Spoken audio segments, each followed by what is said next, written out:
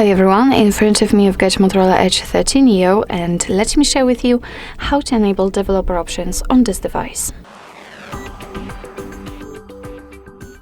So first of all, let's enter the settings, and here let's scroll down to the very bottom to find About Phone.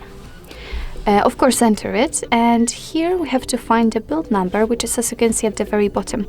It is crucial to actually activate the developer options.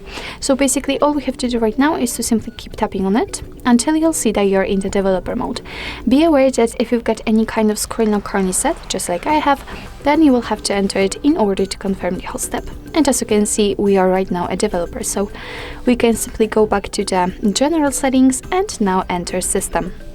Now let's tap on developer options, which just appeared here, and as you can see here, we've got plenty of advanced settings which we can customize. So for example, we can don't keep activities, which means that your device will simply turn off all of the previously opened tabs. You can show view updates, show layout bounds, for example, show visual feedback for tabs. Here we've got some options which are connected to Bluetooth and overall to the networking, because as you can see, we've got the USB, the Wi-Fi also, and so on and so on. So we've got a lot of options. So in order to turn on the option, basically and usually all you have to do is to simply tap on the switcher on it, and as you can see, it will be immediately activated and applied. Of course, you can turn it off the same way. If you've got the options without the switcher, so for example like here in the window animation scale, just tap on it in order to open much more advanced settings. So if you're done with customization of developer options and if you'd like to turn them off, just use the switcher at the very top in this purplish color.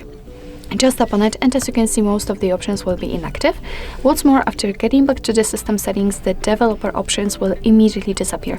But of course, no worries, you can customize them again. Just go back to the build number step and keep tapping. So basically that's all. This is how to enable developer options in your Motorola Edge 13 Neo.